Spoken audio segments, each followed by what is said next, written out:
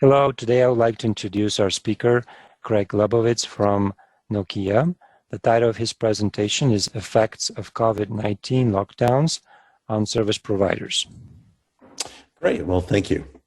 So today I'll be speaking about work we've been doing in conjunction with, give or take, about 50 of our customers around the world, including many of the large CSPs in the US, in Europe, and in Latin America. While I won't go into the details, much of what we're doing today and how we normalize the data really is very similar to talks I've given in the past, both at SIGCOM and NANOG, now going back a decade or more. But essentially, we've had the ability, working with our partners, to collect real-time telemetry, namely data like IPFix, gRPC, SNMP data for capacity from large backbone providers around the world. While unfortunately not every CSP is our customer, we do have a significant portion of the large carriers and the large transit providers, both, as I said, in North America, Europe, as well as a global transit.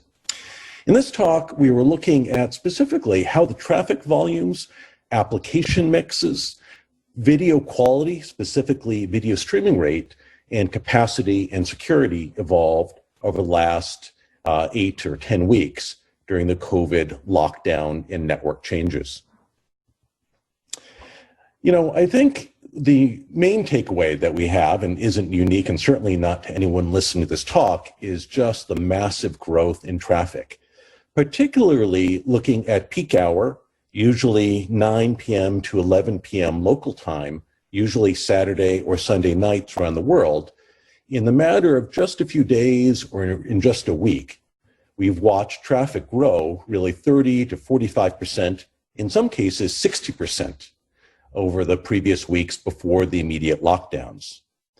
I think the good news in all of the data, as we particularly look at capacity and look at things like congestion and video rates, is that the networks mostly met the demand and were able to maintain significant levels of QoE HD video stream rates throughout the pandemic and the pandemic lockdown. And, you know, when I began with NANOG, we had Bob Metcalf talking about the end of the internet and the collapse of the internet in the 95 timeframe. I think it is real testament to the capability in the network, the maturity of the network and engineering practices, that the networks were able to handle a load. We saw significant turnups where possible at Equinix, at other exchanges. We saw a number of providers such as Zoom add capacity through the cloud. And we saw really flexibility both within the network and the network engineering and within things like Netflix and YouTube policy to be able to maintain quality video rates throughout the epidemic, as well as very flexible policy settlement peering by Telefonica and others. So, you know, obviously the pandemic began in Asia Pac, and we watched it as both the lockdowns and the pandemic spread through Europe and then through the US. What you're seeing here is a graph of one large European provider where we've graphed week over week, beginning with the week of March 1st, and the next 4 weeks of traffic. You'll notice the gray line down at the bottom is the sort of pre-pandemic traffic.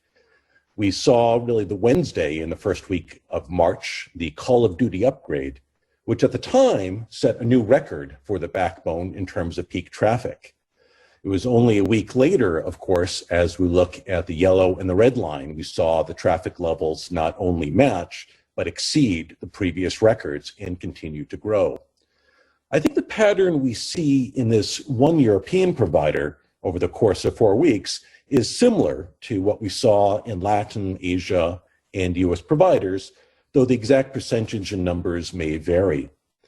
Overall, the immediate concern during the first week of the pandemic was, would the 30 to 40% growth continue week after week? And how long would it continue? In many networks, the first 2 weeks of the lockdown saw steady growth. The main concern, of course, being is that networks usually have the capacity to add 40, 45% growth over the course of the year. Few networks can add 40, 45% growth for multiple weeks indefinitely. And here's just another view looking at now data normalized across a collection of US European and Latin American providers. The two things to notice in this graph are both the Sunday night peaks are growing, but it's also what's interesting to us is the width.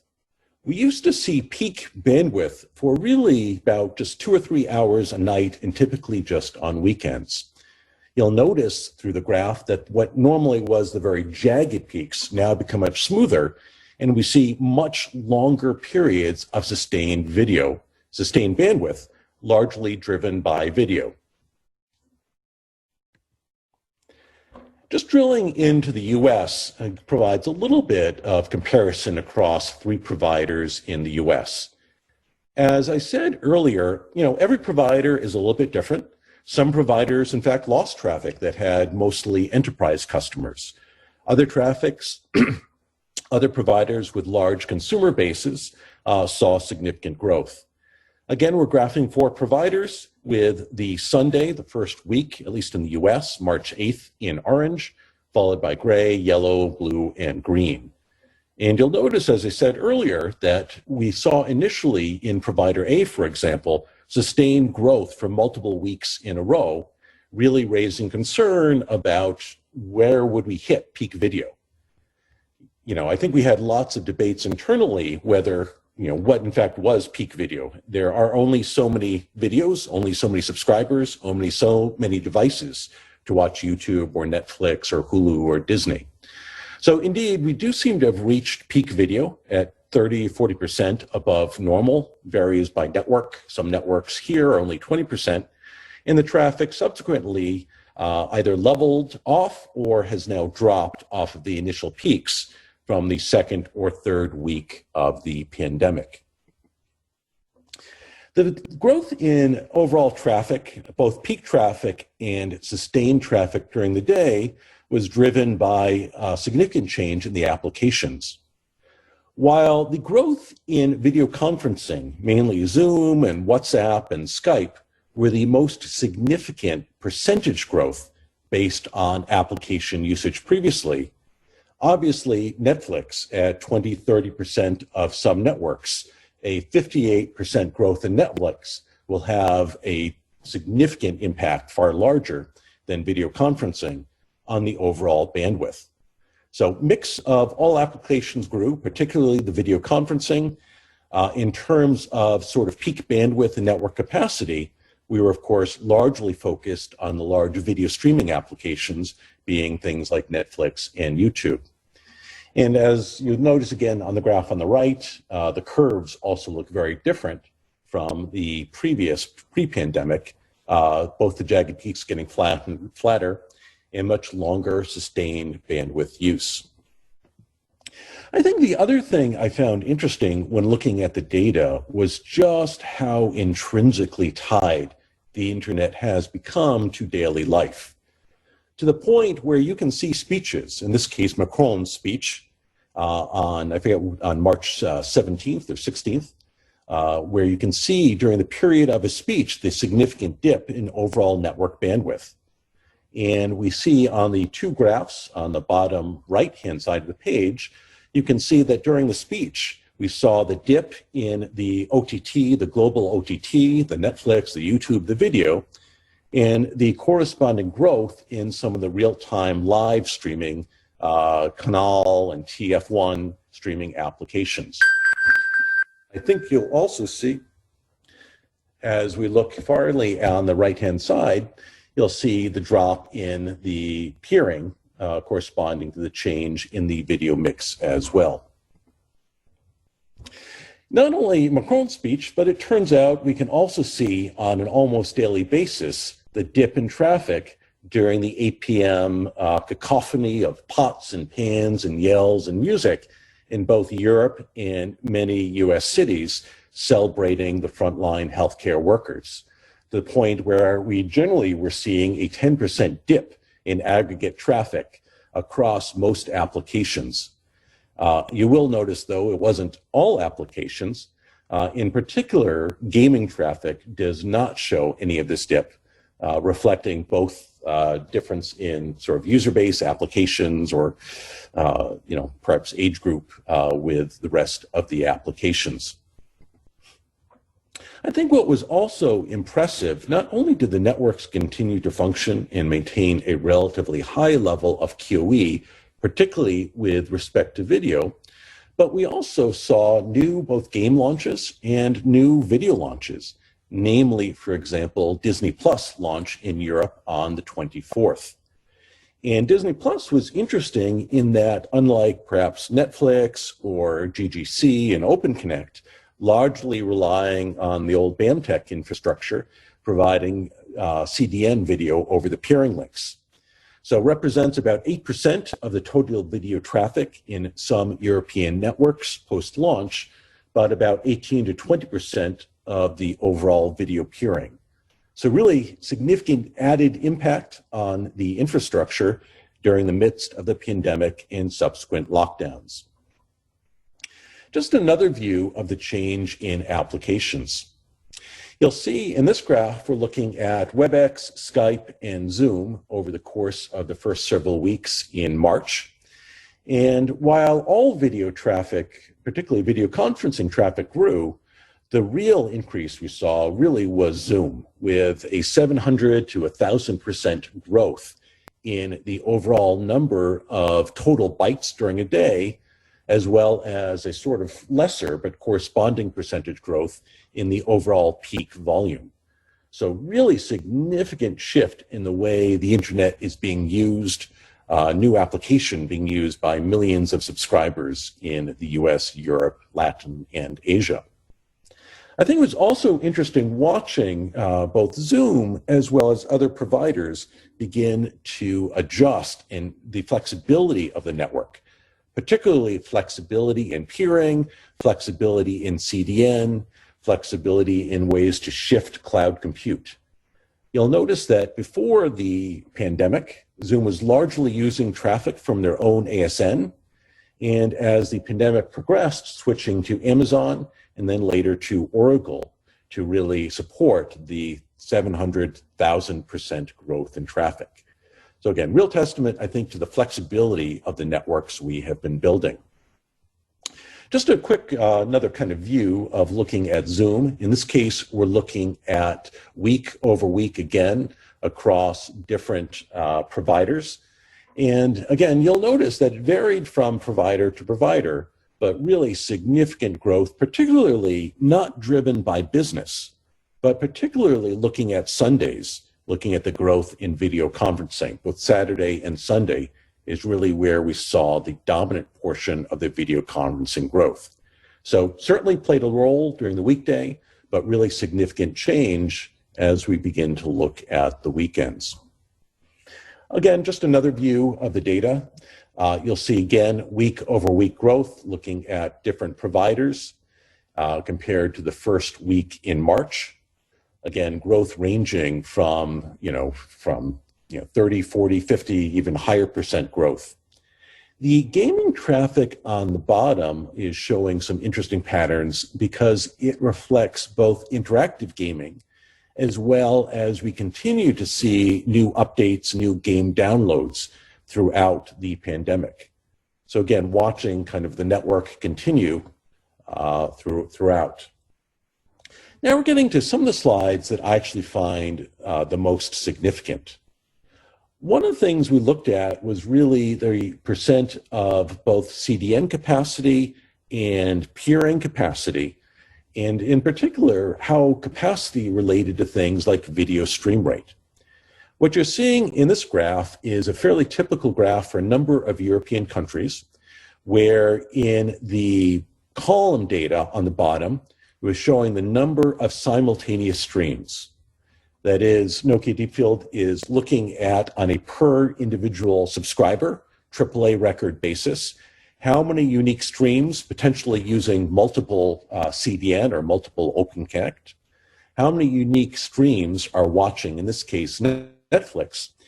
And we are calculating what is the average stream rate on a per AAA per subscriber basis.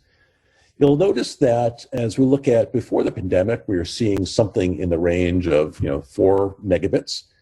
We see the change, a fairly abrupt change, as we get to March 22nd in the top line, seeing the shift down to something below 3.6 megabits per second, corresponding with Netflix announcement of their default policy changing the stream rate for content in an effort to help offload what then was a concern about congestion in some of the European networks. So overall, I think the impressive thing in this graph is despite the 40, in some cases 60% growth in networks, we were able to see most of the major video providers maintain consistent video stream rates, with the exception of explicit policy changes, as shown here for Netflix. This similarly is now looking at a US provider looking at YouTube. Normally YouTube is a mix and less HD traffic than Netflix, so it's normally a much lower sort of average stream rate. And you can see that at least in this US provider, the Netflix rate remained mostly consistent at a fairly high, 4.5, give or take, megabits per second stream rate per AAA subscriber record. Whereas we do see what looks to be like a policy shift for YouTube, where we saw the stream rate at or about March 26 change. The other thing I think that was interesting as we both looked at stream rates, we also looked at how the traffic was being delivered. I previously discussed Zoom and their shift from their own ASN to begin to use Amazon and other infrastructure. At least in several European networks, we saw some interesting shifts for things like on-net Open Connect delivery versus peering. And again, I mainly find this interesting given how robust the network has become and the flexibility for how content can be delivered and shift over time. Before the pandemic, we roughly saw 60 to 70% of Netflix traffic coming from on-net Open Connect CDN. Again, this is anecdotally looking at a couple of European providers, with 30%, give or take, coming across the peering links. Immediately after the pandemic, we saw a fairly significant shift, basically almost a reversal, where now the majority of the traffic shifting over peering over the on-net CDN. And I think it would be an interesting discussion with the application providers on the factors going into this. But again, does reflect that as both the usage changes, as perhaps the catalog changes, the flexibility of the network to be able to continue to deliver.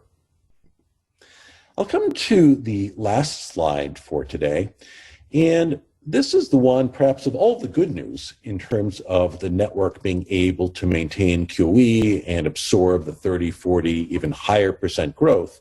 We have been watching a fairly abrupt growth in the overall volume, as well as sort of simultaneous peak GPPS, terabits per second, as well as the daily volume, which is graphed here in denial of service traffic. Normally, we see a significant correspondence with denial of service traffic with things like games and other types of applications. In this case, we've watched a 40% sort of sustained growth rate over the last several weeks from February, at least through the first week of April graphed here, but it's also continued in the overall volume of DDoS. That doesn't seem directly tied to, say, the growth in gaming traffic or others. So something we're watching. It is concerning, of course, as the internet has become increasingly important during the time of the pandemic. Watching abuse of the network, DDoS, as well as other types of attacks reported by many other security companies. So that's just kind of a quick overview, and I will be happy to answer any questions. So thank you. Hi. Now we have some questions. If you have any questions, please submit them through the question box. Our first question is, on slide 3, you reference over the last 4 weeks. Is that basically all of May, or is the baseline date some other prior date? Yeah, I have to now refresh my memory of what the slide is on 3. So let me take a quick look. But yeah, so the immediate growth on slide 3 of the 30 to 60%. was really over the March, April timeframe is what we're referring to on slide 3. Okay. And the question is, are there any, obviously you talked a little bit about Netflix requesting lower bit rate, or have you seen anything on bit rates being throttled in your data? I guess it depends what, so I think when I use change in bit rates, it really was policy, whether it be codecs, whether it be, different sort of policy changes. There's still some evidence around the world of some throttling, but typically not in most large European or US carriers. We typically have not seen historically and did not see any, I think, in the sense of the question, intentional throttling as a question intended. We do see, however, I think a lot more interest with traffic engineering, particularly in being able to engineer around gaming comes up quite a bit, interactive applications. And how do you prioritize different types of traffic over, say, large downloads or progressive, HTTP download, which are more tolerant? Okay. Have you seen any specific data on Central America, specifically Panama or Guatemala, possible that would show possible the future network growth? Do your numbers show anything for that region? Yeah, unfortunately, I only had 20 minutes or so in the presentation. We do actually have customers that we've been collaborating with in Latin and Central America. If folks want to reach out to me, offline, my email's readily available. Happy to share some insights. But generally, we have been seeing similar trends, whether it be in Asia Pac, Europe, as to the effect of the pandemic. There are, of course, always and continue to be regional differences in the application mix when the lockdowns occurred and, other sorts of network responses. Another question we have is, what was your biggest surprise that you saw in the data? I think the biggest surprise was, I grew up in an internet, as I mentioned during the talk, where we were surprised back in 2000 and 1995. Not that people could take the network down, but just the network staying up. So I think I was really pleasantly surprised just to see how much of a sort of non-issue, the really significant spikes in traffic, how well the network performed. And the network's just come such a long way than, the first few NANOGs where we were all rushing around just trying to keep the network working. So really impressive level of engineering, really people working throughout the pandemic to add capacity, to make engineering changes. So, really great testament to the NANOG and other engineering communities, how well the network performed. Okay, our next question is, do you see any regional differences between ISPs, example, regions with higher densities of workers who could work from home? Do you see anything on that? Yeah, even in the U.S., there's significant differences between some of the carriers that are more middle of the country, where typically we've got, different sort of traffic mix from more of the coastal. So there's certainly differences. But, generally, while the proportions differ, the general trends remain the same, which is really significant uptick in messaging, video conferencing, VPN. I will say, actually, one of the areas where we have seen capacity issues is not necessarily the network itself, but I think we have seen a number of enterprises that suddenly had an unexpected, not planned for uptick in just the number of simultaneous VPN connections. So, certainly some interesting challenges when we get to the application level and the VPN and the networks. Okay. Did you notice any shift in protocol version? For example, version IPv6 versus IPv4 within this event? So only so far as video. So it turns out most IPv6 is really from 5 companies in the network, which are the Facebook, the Netflix, the other video providers. So generally, the V4, V6 mix tends to really depend on what 4 or 5 of those are doing and what proportionally is happening to the level of Netflix or Facebook traffic in the network. But if the question is, did we suddenly see new increases in V6 from other applications or other sources? No. Generally remained in line with the large video providers that have long driven most of the V6 traffic. Okay. Could you talk about any CDN specific challenges during this pandemic? So, again, we work with CDN providers. So I think a CDN operator would, maybe in the panel coming next, be far better suited to speak towards challenges they faced. I think what we did see evidence of course, is interesting changes in the mix of on-net versus sort of off-net peering. We also saw significant increases in cache updates, sort of origin fill and sort of, traffic from, origin servers to the edge. So, clearly I think there was a lot of work going on in the different CDN providers as they adjusted to the traffic mix, both at sort of an engineering, at a cache fill level, and, as I mentioned earlier, there were public announcements by several of the content providers on changes to policy to try to reduce the overall impact on the network. But as I said, I think panelists actually work for CDN or providers would be better suited to speak to their challenges. Okay. There's another question on the Netflix rate that was only done in Europe. Do you see any data about North America? Were there any bit rates changes? I did not see the bitrate changes in North America. And as I said, I was fairly impressed to see the bitrate with a 40% growth in traffic remain basically flat throughout the period. So I was expecting to see some impact. Perhaps I read too many news articles about the end of the internet and collapse of traffic, but none of that seemed to actually come true in North America. Albeit, of course, there were selective hotspots, particularly on the edge and other parts of the network, but largely no. On the DDoS traffic that you noticed, did it have any effect on the bitrate of application traffic, or was it sufficiently mitigated from your view? Yeah, so I think DDoS is kind of an interesting beast. DDoS peaks don't normally correspond with video peaks. DDoS, mostly we were interested in looking at DDoS in aggregate, since looking at DDoS in any single time frame is very sort of noisy data set.